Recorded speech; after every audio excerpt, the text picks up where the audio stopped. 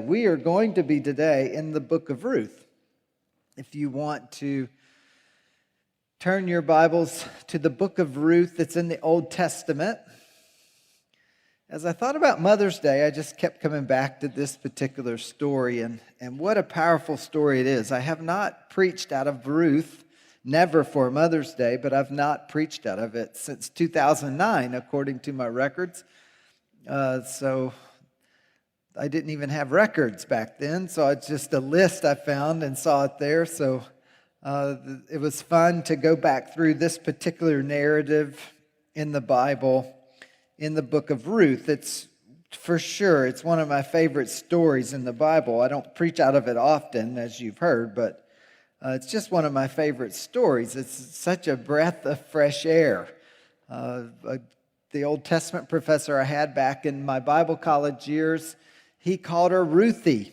It was one of his favorite stories as well. And it's just this breath of fresh air between the Judges and the rest of the Old Testament. And certainly there's some good stuff here that we want to think about this morning as we contemplate the book.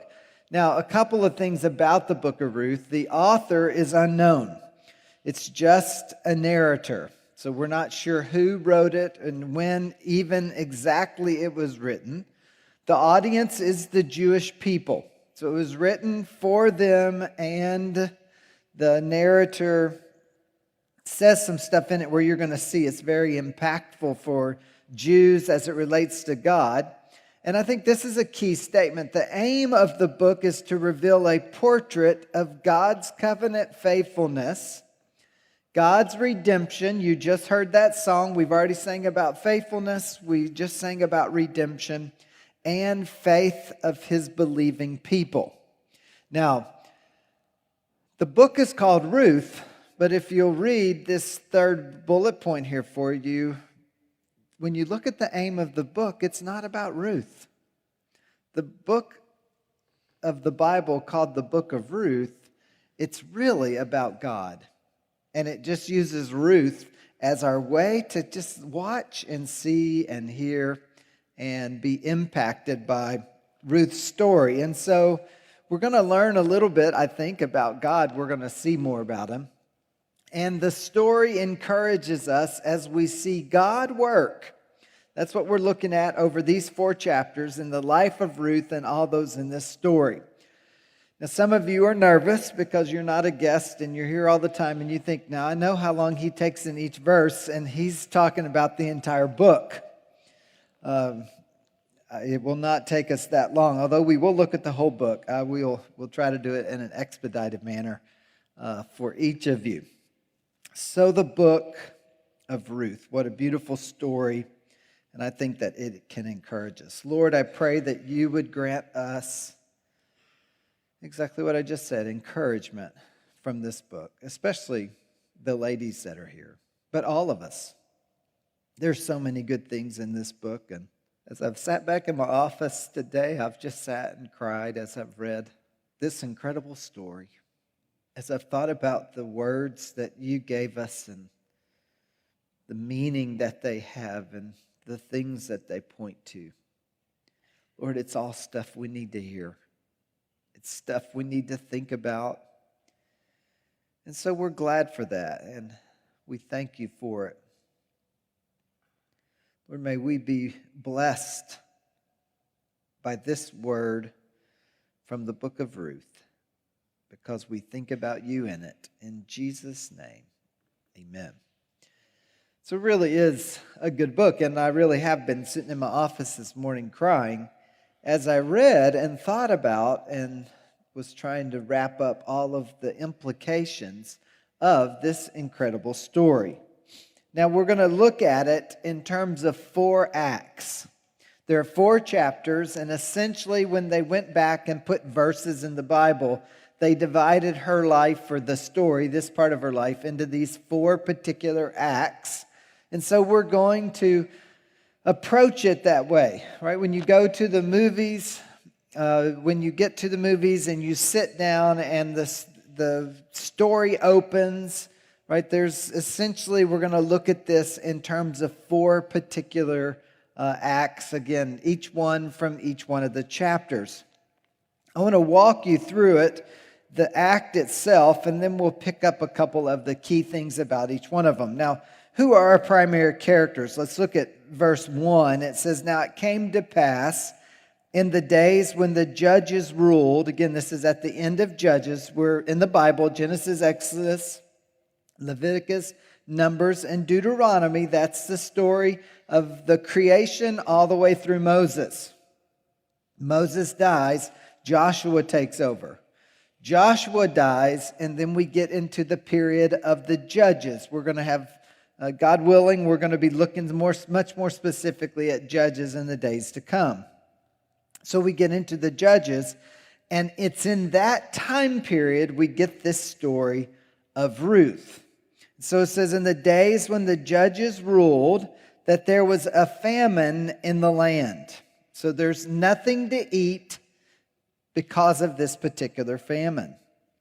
It says, "And a certain man of Bethlehem, Judah, went to dwell in the country of Moab, he and his wife and his 2 sons." Now, who are their names? Look at verse 2. Elimelech, that was the husband. The name of his wife was Naomi. You probably are familiar with those, at least her name, even if you don't know him. Elimelech and Naomi, they're our husband and wife. They have 2 sons, Mahlon and Chilion. So Elimelech and his wife Naomi, 2 sons, Mahlon and Chilion. They leave from Bethlehem and they go to Moab. So they went to the country of Moab and remained there. So those are our main characters when we're first introduced to them. We're going to pick up 2 more characters here in verse 4. What are the primary locations? Well, Bethlehem, that represents Israel. It represents God's promises to the Jews. It represents where God's favor is, even though it's in a famine.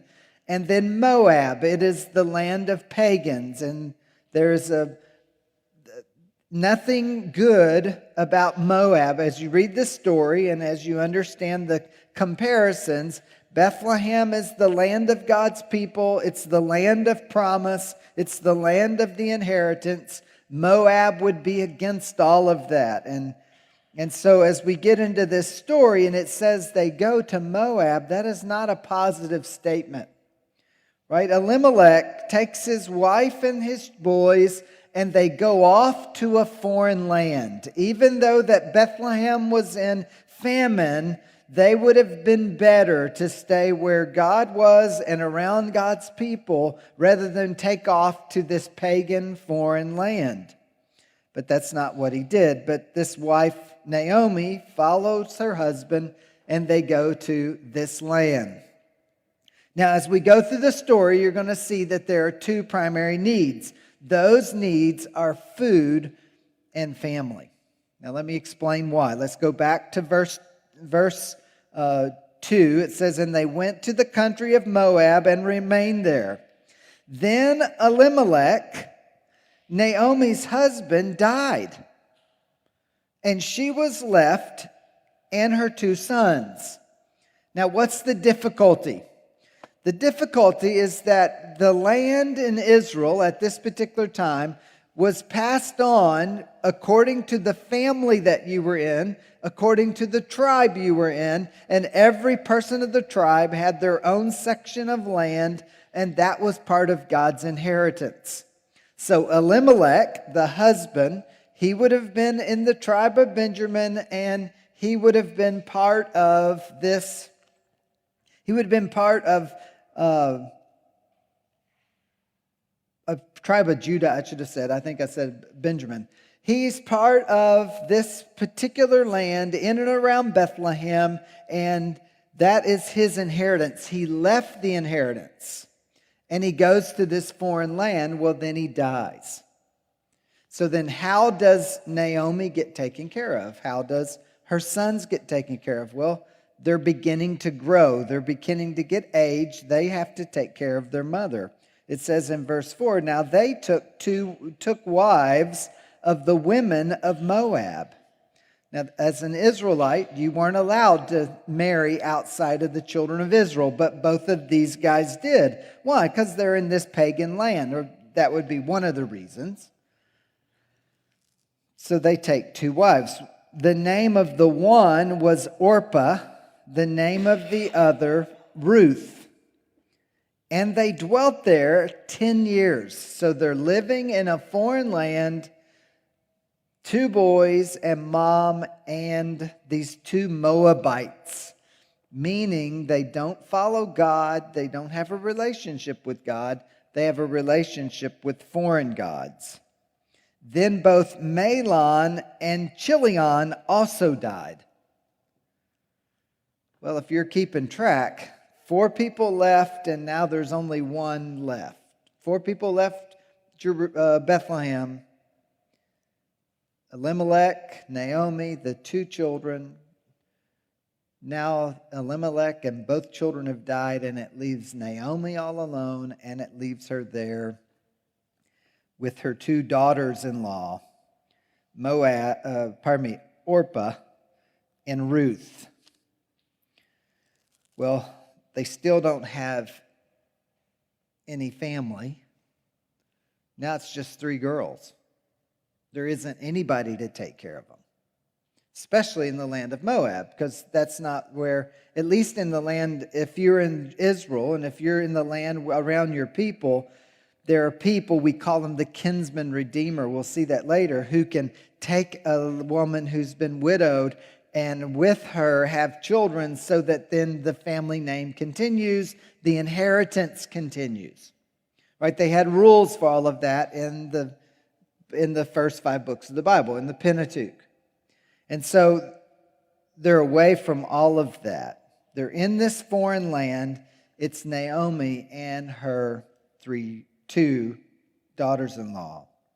Well, notice it says in verse 6, then she arose with her daughters-in-law that she might return from the country of Moab, for she had heard in the country of Moab that the Lord had visited his people by giving them bread. Well, the famine was over. And so now she needs to return. So she went out from her place where she was, and her 2 daughters-in-law with her, and they went on their way to return to the land of Judah. And Naomi says to the 2 daughters-in-law, hey, go to be with your people. She didn't want them to return with her to Israel, to Bethlehem. And she says, hey, you go and you do your thing with your children. Well, it's a back and forth, and we can't read all these verses, but essentially, Ruth says absolutely not. Ruth would not turn away.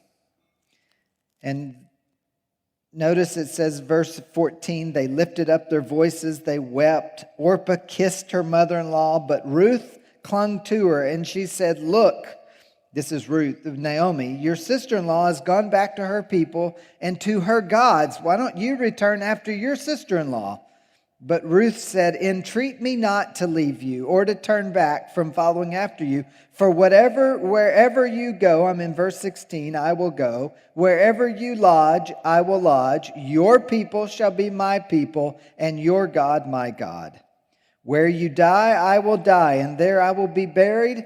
And the Lord, that's the God Yahweh, the Lord do so to me and more also, if anything but death parts you and me. Ruth demonstrates incredible love and kindness. Right? She's just being introduced, really. After 10 years even, she's just being introduced to God, being introduced to God's people. Verse 18, when she saw that she was determined to go with her, she stopped speaking to her. And the 2 of them move in verse 19. They start going to Bethlehem. Now, when they arrive at Bethlehem, everybody was excited because they recognized Naomi. And they say, hey, look, Naomi's here. But look what Naomi says. Verse 20, she says, do not call me Naomi, but call me Mara. She changed her name. Why? Because the Almighty has dealt very bitterly with me. I went out full, and the Lord has brought me home empty again empty.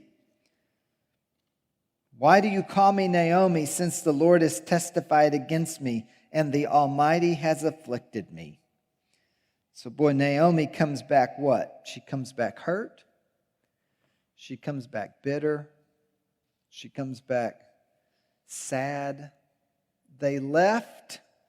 They should have stayed, but instead they left. They go to this pagan land, and she comes back and she says, listen, this has not gone well. I've been disciplined by the Lord.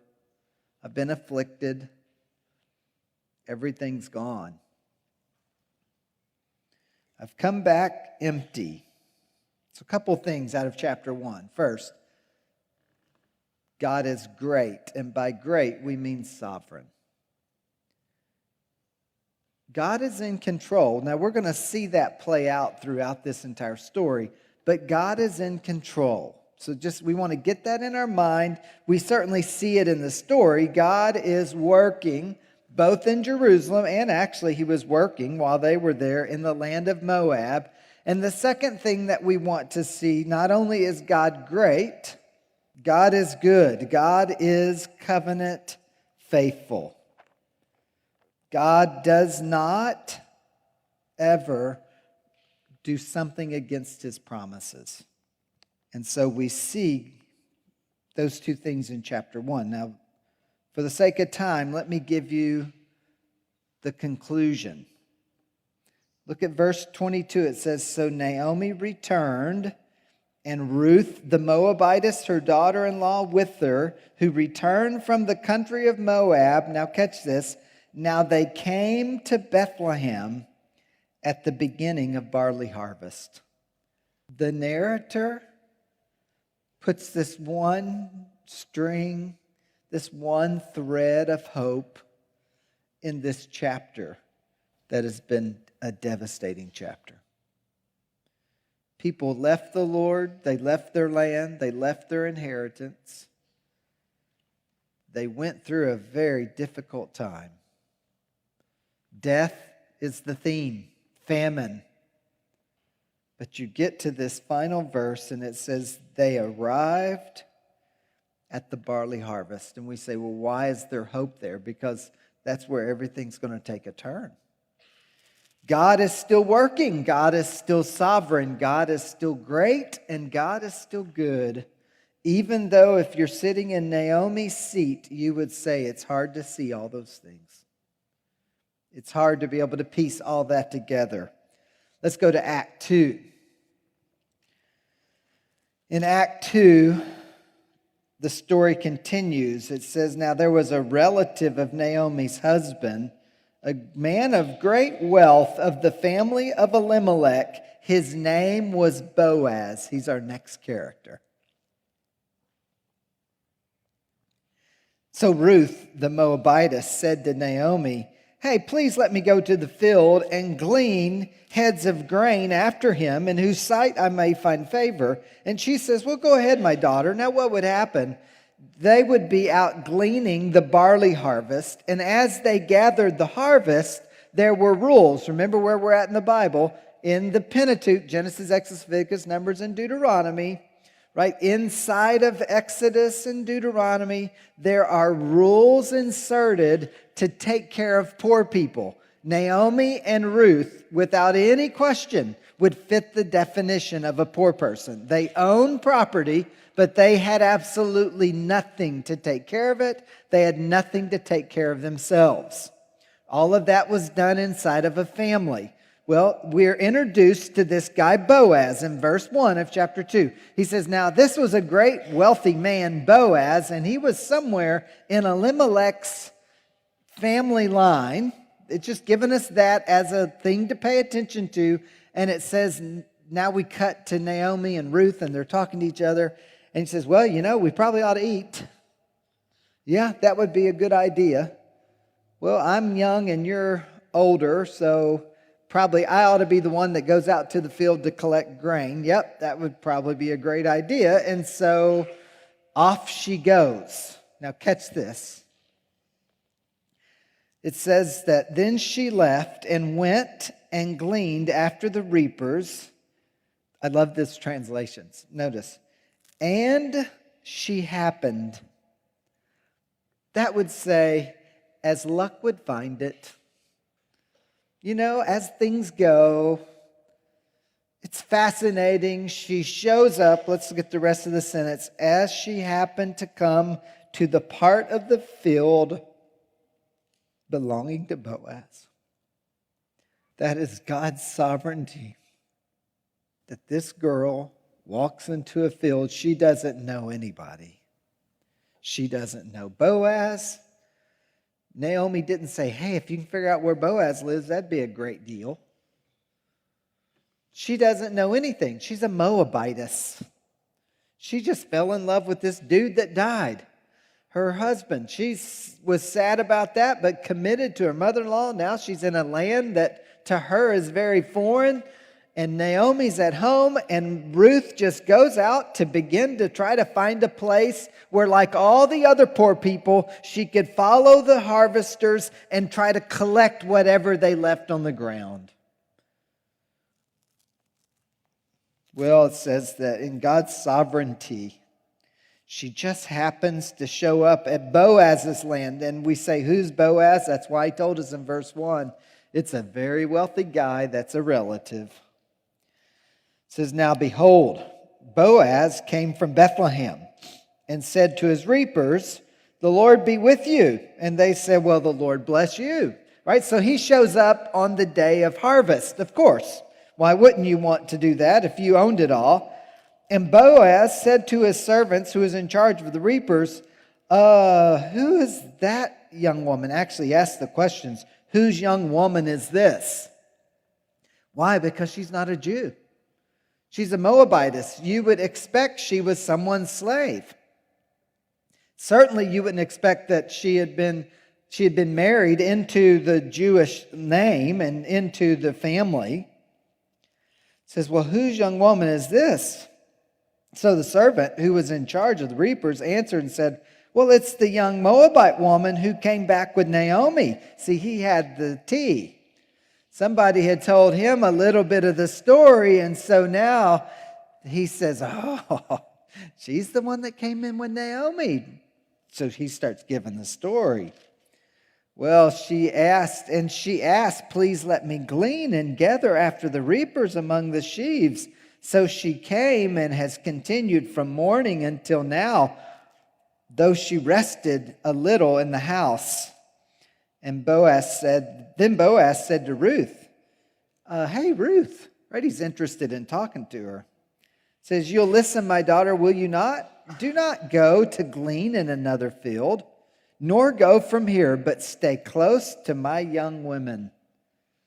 Well, the story compelled Boaz, and in his heart of grace, he says to her, listen, there's going to be plenty right here. Don't go anywhere else. I've got you. I'll take care of you. It says, let your eyes be on the field which they reap and go after them.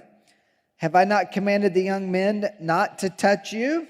And when you are thirsty, go to the vessels and drink from what the young men have drawn. Well, now Boaz is really taking a shift. He sees this girl. He's immediately interested. He says, tell me about this girl. They said, well, she came back from with Naomi. Now, the implication is that Boaz understands Elimelech is part of the family. Right? So Boaz is starting to get the big picture. So she's there, and he says to her, stay in my field, and I want you to be able to drink where the men drink. Don't go try to find water somewhere else, because I'll provide that water, and they will not touch you. That's great news if you're a young girl. So she fell on her face, bowed to the ground, and said to him, why have I found favor in your eyes, that you should take notice of me, since I am a foreigner? And Boaz answered and said to her, it has been fully reported to me all that you have done for your mother-in-law since the death of your husband, and how you've left your father and your mother in the land of your birth, and have come to a people whom you did not know before. The Lord repay your work, and a full reward be given to you by the Lord God of Israel, under whose wings you have come for refuge. God provides grace for this young girl by his kindness. She said, "Oh, let me find favor in your sight, my Lord, for you have comforted me and have spoken kindly to your maidservant, though I am not like one of your maidservants." Boaz, who is now it's time to eat, he says, "Hey, come over here. I'll be happy to have you eat with us." He says, "Eat of this bread. Dip your piece of bread in the vinegar." So she sat beside the reapers, and he passed parched grain to her, and she ate and was satisfied, and she kept some back. Why? She's taking it home to mom. So she kept a bit. When she rose up to glean, Boaz commanded his young men, saying, "Let her glean even among the sheaves." He's saying, don't make her follow you. She can go out in front of you. Right? She can go out and get the good stuff. She doesn't just have to get the bad stuff or the leftover. And he says, look at 16. "Let grain from the bundles fall purposefully for her. Leave it that she may glean, and do not rebuke her." He says, and while you go ahead and just stack it for her so it's easy for her to get. This is such a good story. I think, wow, praise the Lord for his kindness. She worked all day. It says, verse 18, she took up all this stuff. It's hard to see my Bible. She took up all this stuff. She went into their city, and her mother-in-law saw that she had gleaned. She had to be just absolutely blown away by it. And she brought out and gave to her what she had kept back. She says, "Hey, here's part of my lunch." And her mother-in-law said, "Where in the world did you get this stuff? What in the world? How did you have it this well?" And she says, "Well, I met this dude. His name is Boaz." In verse 20, Naomi says, "Blessed be he of the Lord, who has not forsaken his kindness to the living and the dead." She said, "You'll never believe it. If it's the Boaz I know, he's one of our relations. And you just walked into his field." That's pretty cool. So what do we observe then? Let's look at two things here. What we observe and what we conclude. We'll grab these. I should have before. God providentially cares for us in that, in the depth of our sorrow and suffering, the God of the universe is plotting for our satisfaction. Oh, friends, that's such great news. We're not to implications, but that's why I'm already crying. Because the implication is this: some of you are here and you do suffer. And there are things you wish could be different. In the range of the ladies today that I'm preaching to, it could be that you wish to be married. It could be that you wish that you had children. It could be that you've had children and they've already died. It could be that you've had children and those children are not walking in the Lord. It could be you have children and they're right on the edge of making life-changing decisions. Maybe they've not even chosen to walk with the Lord yet. They're either not of age or they've just not made that decision. One of the other questions I asked yesterday online was, what is the burdens of your mom? What is one burden that you think your mom had? Person after person put that we would be saved and we would walk with the Lord. Some of you are here and your children are not saved and they're not walking with the Lord. This weekend, Kelly and I have spent some time talking to someone In that conversation, she described children who were not walking with the Lord. And I mentioned to her the story of Ruth. I was already thinking about it and prepping for the weekend. Right? Because this is the thing that in the middle of all this sorrow, we got to go back to chapter 1. God is good, God is great, and God is working. Even when you can't figure out all those ways God's working. But He is. You see it in chapter 1. He's providentially caring for this Moabitess, right? She wasn't God's will. She got married to this Israelite, and that's not something God wanted. The Bible said don't do that, but yet that's what happened, and what God was still demonstrating incredible grace. So in chapter 2, God providentially cares. God provides for their need for food, right? I said at the beginning they had two needs. They have need for food, they have need for family. In Act 2, God provided for the food. What about Act 3? Well, it says, then Naomi, her mother-in-law, said to her, my daughter, shall I not seek security for you that it may be well for you? Now Boaz, whose young women you were with, is he not our relative? In fact, he is winnowing barley tonight at the threshing floor. Now what's happened? This isn't the next day, but days, right? Day after day, they've happened, and Boaz isn't doing much, and he's not making moves. He's just protecting her, providing for her, right? He's just being kind to Naomi, kind to Ruth. And so Naomi, in verse 3, she's got this plan, and she says, listen, I think we need to take this up a notch, because Boaz is our relative, near relative. Now, why is that important?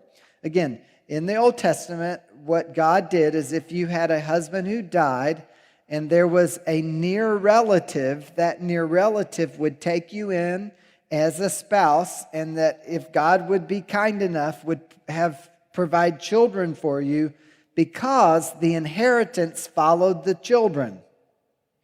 So for Naomi and for Ruth, they didn't really have a connection to Abimelech's property.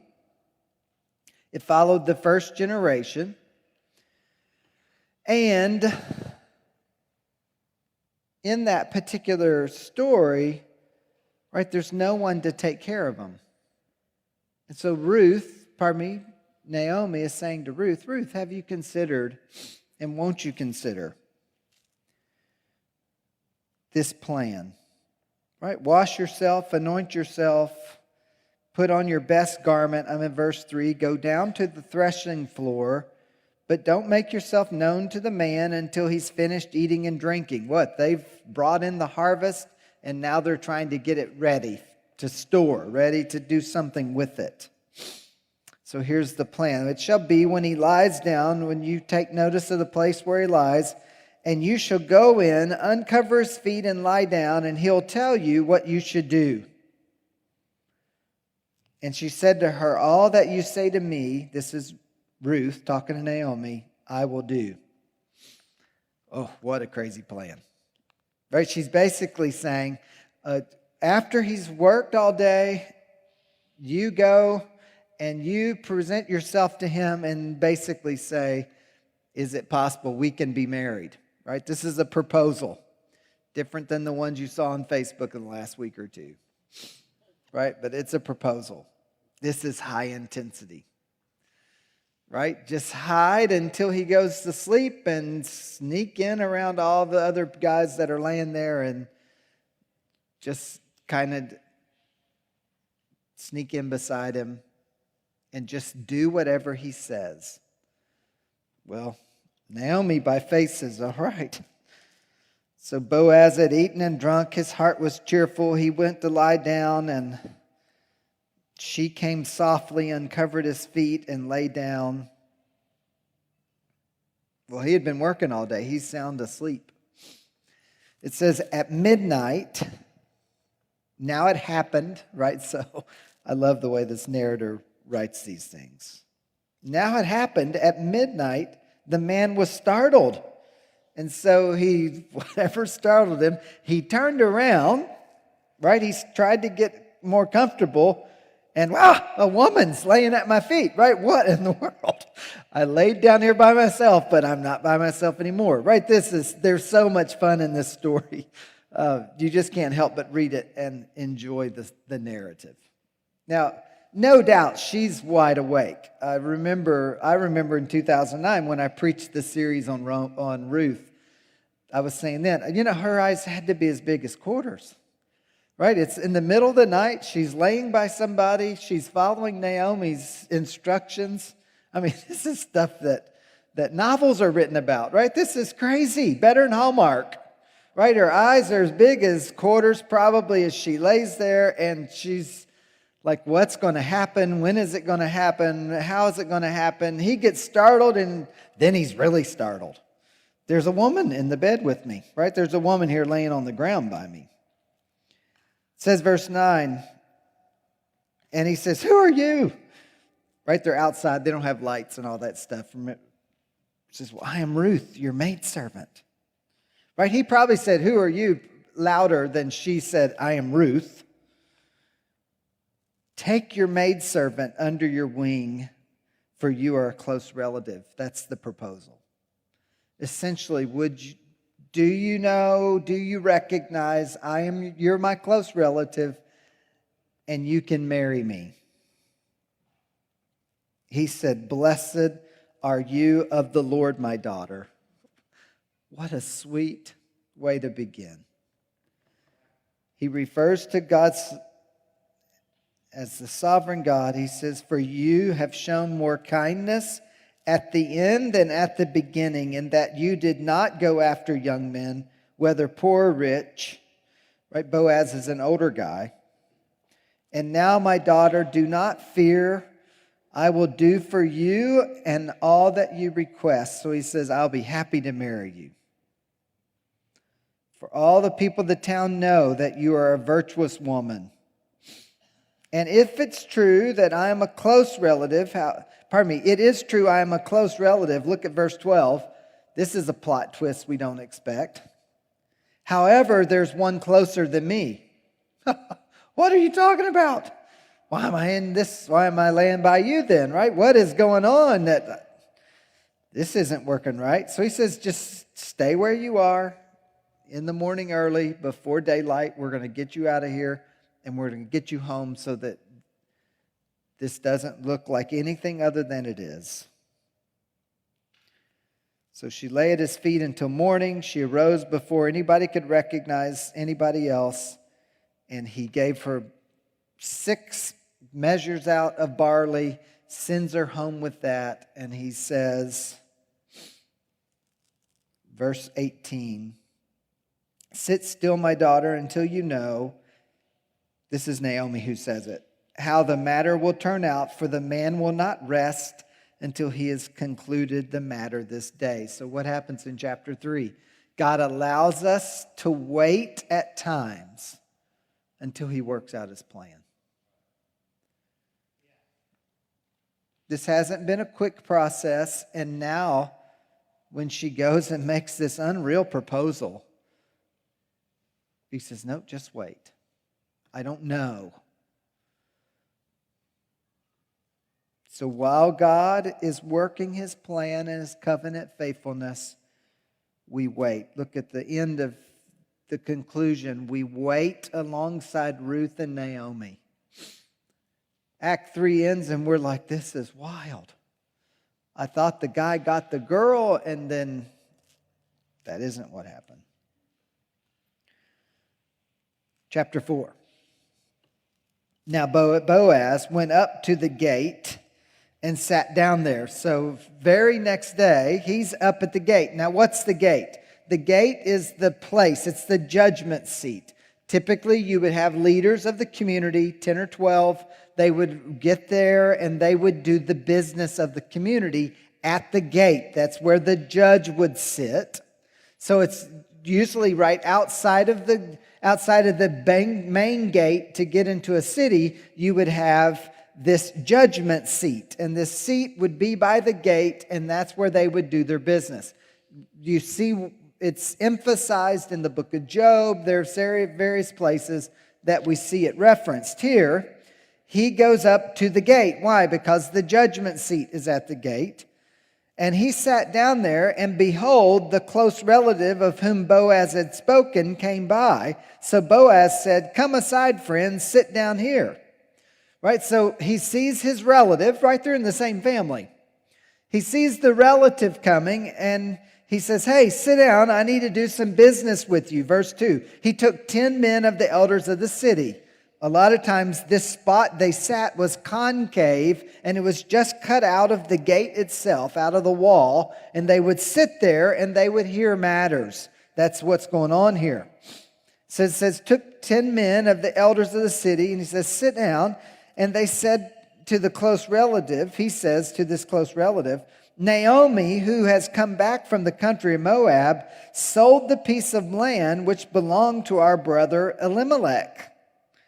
Not brother, but it's the close relative, right? It says, "And I thought to inform you, saying, buy it back in the presence of the inhabitants," right? The people sitting around here and the people in the area and the family, "and the elders of my people. If you will redeem it, redeem it. But if you will not redeem it, then tell me that I may know, for there is no one but you to redeem it, and I'm the next after you."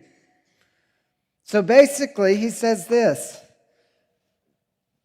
You know, Elimelech, he died in Moab, and now Naomi has the inheritance, and so it needs to go somewhere. Do you want it? Well, that's a crazy question. He has to, if he says yes, then Naomi, Ruth, the land, it all goes with them. If he says no, then Boaz can have it. So he presents this offer of land. And what does he say? It says, "And he said, I will redeem it. Yes, give it to me." That sounds like a great deal. I'll be happy to do that. Well, Boaz said, "Well, on the day you buy the field from the hand of Naomi, you must also buy it from Ruth the Moabitess, the wife of the dead, to perpetuate the name of the dead through his inheritance." So what does he say? He says, well, you should know this. Let me give you one more detail. And that is, you don't just get Naomi and the land, but you also, it's so right at that point, if it's just Naomi and the land, all he's got to do is take care of this older lady. And then when she dies, if that's all it is, he gets all the land, he gets all the inheritance, he gets everything. Right? So he immediately says, "I'll do it."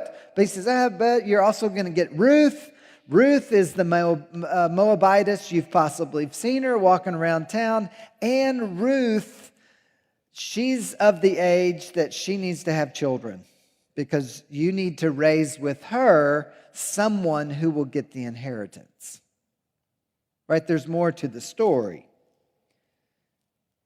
And so he says, and the close relative said, I cannot do that.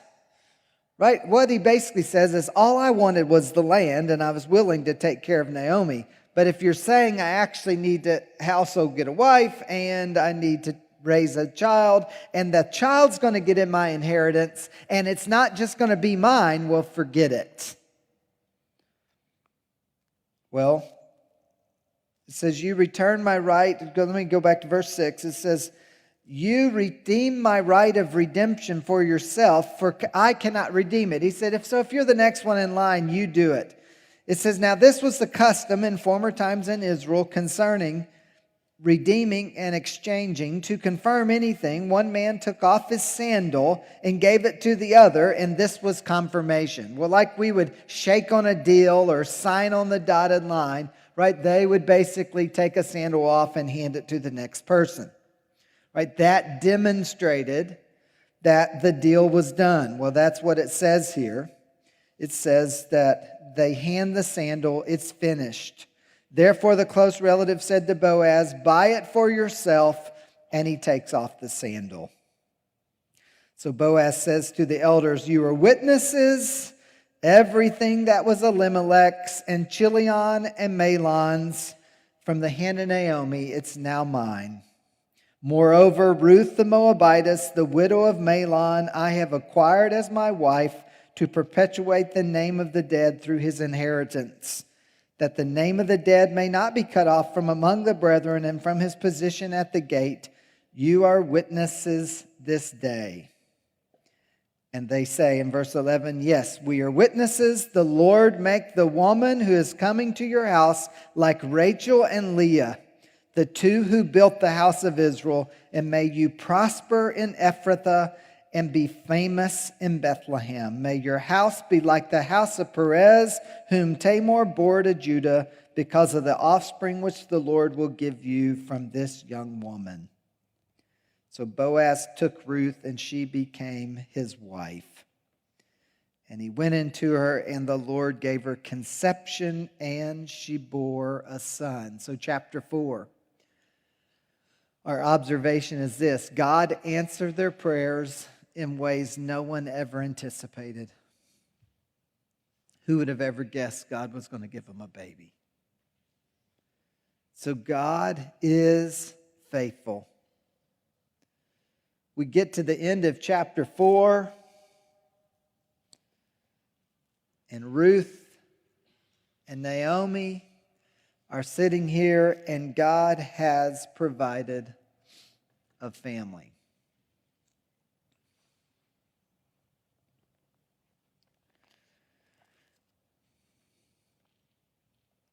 Now, it's become pretty popular among some movie theaters to put in their movies what's called a post-credit scene.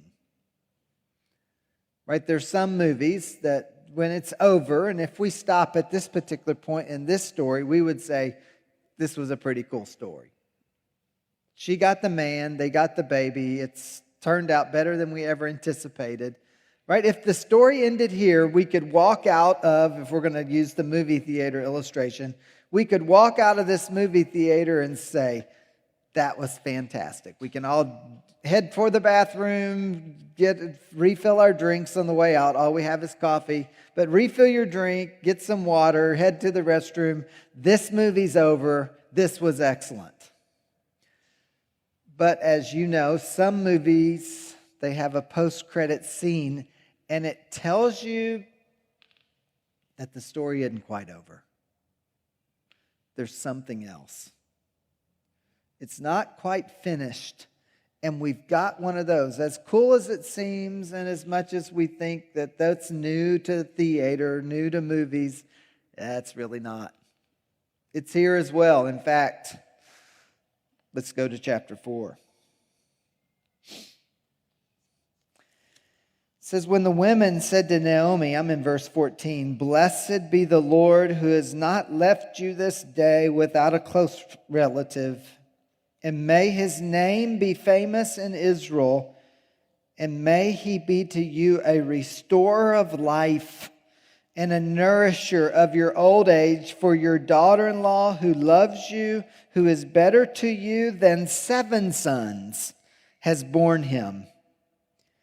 Then Naomi took the child, laid him on her bosom, and became a nurse to him. Also the neighbor women gave him a name, saying, there is a son born to Naomi. Now catch what the narrative says here. And they shall call his name Obed. And the narrator said, he's the father of Jesse, the father of David. And just so we don't miss it, they add 4 more verses to just make sure you realize the family lineage. The post-credit is crazy good. This was more than a love story between a man and a woman. This was more than a love story simply that demonstrates God provides for a widow woman, Naomi. This was a story about God's greater plan of redemption. When we read this story, we realize that somehow in God's kindness, we are weaved into this same story. Because from David, as you know, there's a future son of David. Right? It doesn't end here. God used a Moabitess woman to provide in what was a seemingly hopeless situation so that they would have the greatest king that they would ever know until the ultimate future king, Jesus. This is a crazy good story. When it ends, the post-credit, you don't get any of it until you see the end. And you realize there's so much more going on here. God provides always. This doesn't end with David. The story ultimately makes us think of Jesus. When we go to Matthew chapter 1, Matthew picks up the same story. Right, in Matthew 1,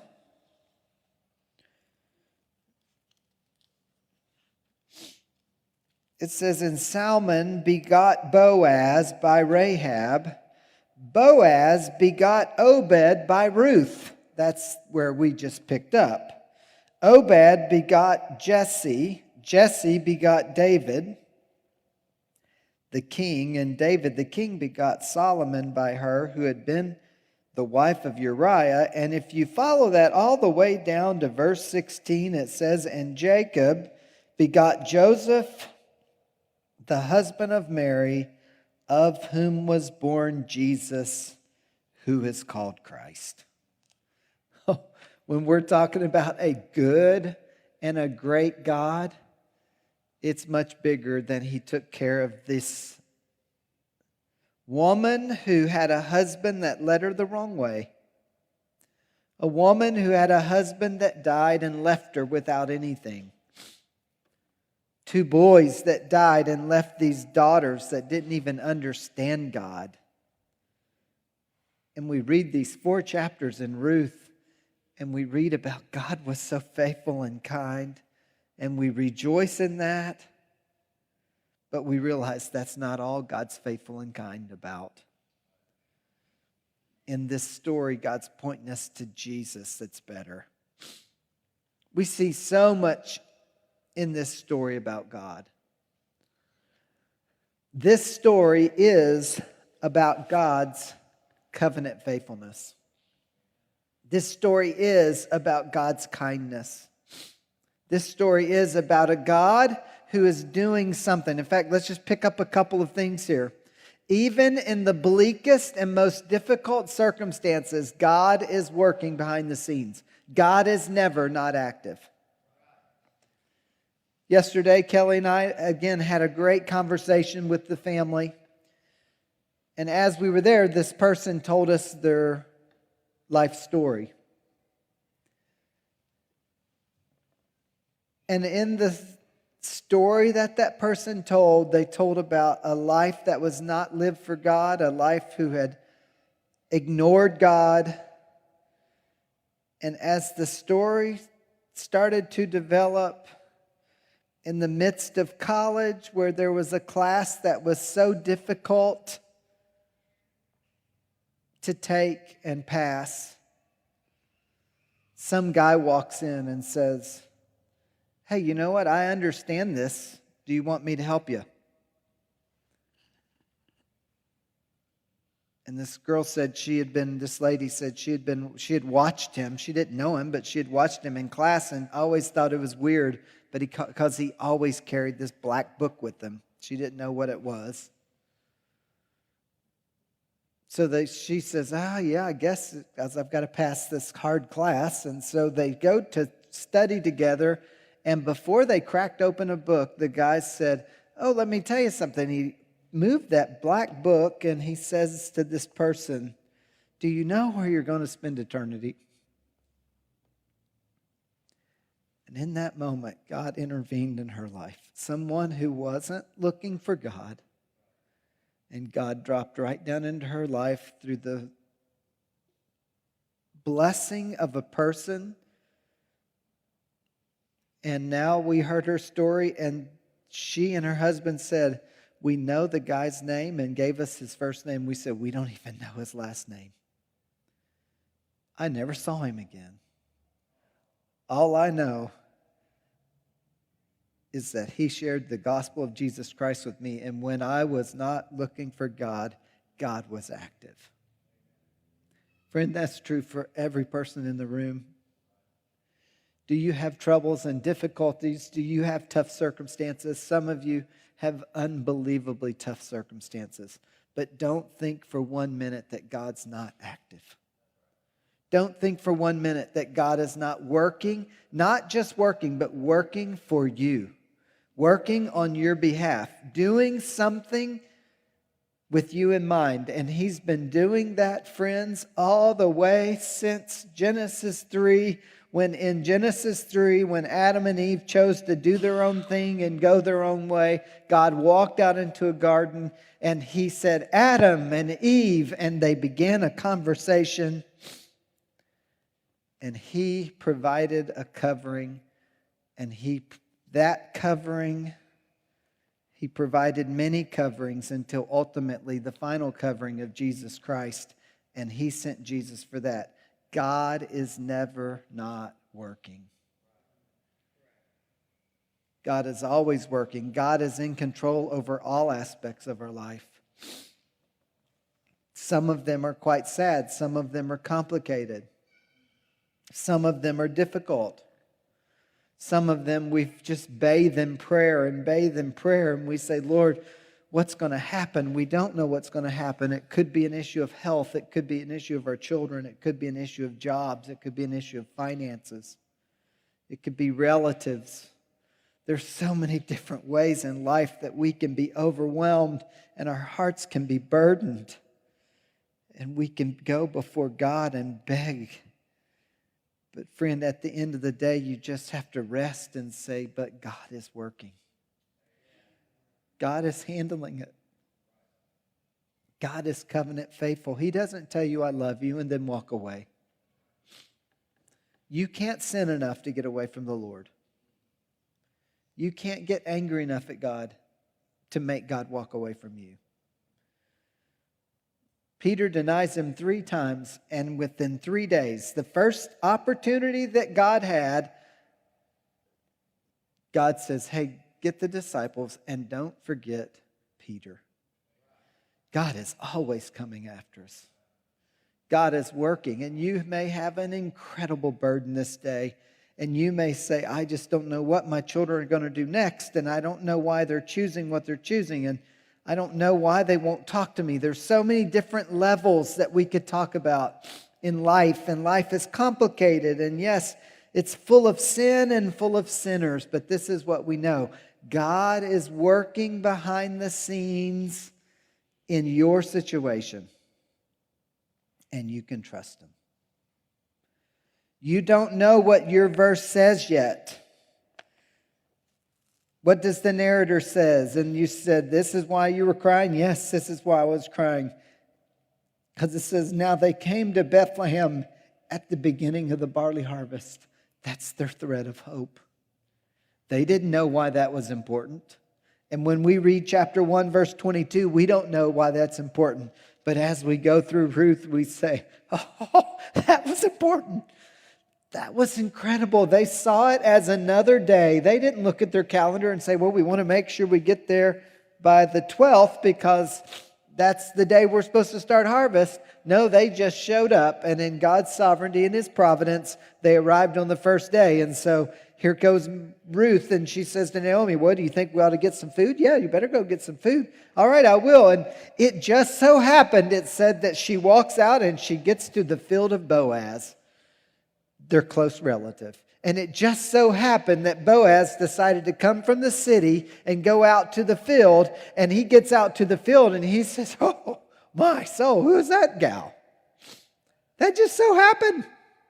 And then you keep following this story, and he learns her story, and it just so happens that this Boaz, boy, is he a generous, godly, gracious man. So generous, godly, and gracious that Naomi had the confidence she could say to Ruth, you go out and you propose to him, and you just trust him. And he was trustworthy. And it just so happened that when they talked to this other guy, he loved the idea of getting an inheritance until he realized it had responsibility. And Boaz said, sign me up. I will be happy to do that. God's sovereignty and his control. He took care of two ladies. They needed food and they needed family. But God gave them much more than that. God gave them a baby and a grandbaby who ultimately was the great-granddad of David, who points us to the second David, to the David who comes, the son of David, who ultimately provides us hope. This story is so much more than a love story. This story is from God to us, and it is a love story. So how should we live? Well, the first thing is, how have you responded to Jesus? See, if you're here and you don't have a personal relationship with the Lord, it is not a mistake that you're here on a day. We're talking about Ruth and Naomi and maybe people you've never heard of in your life. That's not a mistake. What? Because God has sovereignly allowed you to be here. By sovereign, we mean he is in control. In his providential care, he has placed you here right now so you would hear me ask these words. What have you done with Jesus Christ? And if you're here and are a sinner, which we all are, God will forgive you of being a sinner. He'll deal with your guilt. He'll deal with your shame. He'll deal with the bad thoughts you have. He'll deal with the life that you've lived. He will take all of those things and he will forgive you for them through Jesus Christ. Because that's what God does. And that's why God sent Jesus. And so it's not a mistake. It's not an accident you're here today. You need to know that the greatest love story in the world is this love story that God loved the world. He sent Jesus so that you can be saved. That's incredible. So how have you responded to Jesus? Some of you are here today and you might need hope. You might say, I don't know what my next choice is. I don't know what they're going to do. I don't know what. Right? There's so many questions you may have. The good thing is that you can have hope when you look at God and know how he works. And know how he cares. Because God is for you. God works. God is active. And the question for all of us, won't we trust him? Lord, I pray that you would help us be reminded on this day that in a world where things seem upside down, where life can be complicated, where days are long and often are hard, where we need to seek forgiveness and where we need to forgive, where we carry the load of guilt and a load of shame, sometimes in our own memories. We've been sinned against and we have sinned. And under all of those things, Lord, you send Jesus Christ. You send redemption. You offer hope. You provide. You're at work. To where in one person's life, in one person's story, a guy offers to tutor a class, and it was your way of dropping in the gospel. We rejoice in those moments. But I don't know everybody here and where all their moments are. I don't know what's going on in the hearts of all the men, but especially today of all these ladies. I don't know. But I know you do, and I know you care, and I know you're active, and I know you're doing something. And for that we rejoice. thank you for the wonderful book of Ruth and the truth that we can find in it. In Jesus' name, amen. Oh, I hope, especially if you're one of our ladies here today, you're encouraged by this great story. You say, I think I've made some mistakes. I've not done things the way I should have done them. I wish I could go back and redo them. Here's the thing. All those things, they're part of God's sovereign plan. And He is going to providentially still bring about what is best and what is good and what blesses you and blesses those people around you. You can rejoice in that. That God even uses our mistakes. He uses our decisions. He uses the moments when we sin, the moments we've been sinned against. And He takes all of those things and they're woven into His plan. And the plan ultimately is for our good and it's for His glory. And you can trust the Lord.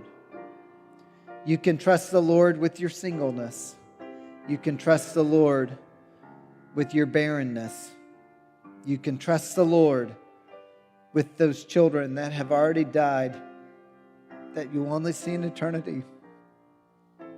You can trust the Lord with your children when they're young. You can trust the Lord when your children, when they're old and older, and when they graduate and when they go out and they live on their own. You can trust the Lord with your grandchildren. Friends, the good thing is we can trust the Lord, right? In all of those various levels. Oh, we rejoice in that. It's not on us. It's not on living a life that is perfect so that our kids turn out perfect. It's not living a life that doesn't have marks of sin. It's not about that.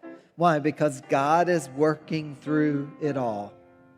And God works in you, and He's working in and around you for His glory. And we rejoice in that. And Ruth underlines that for us.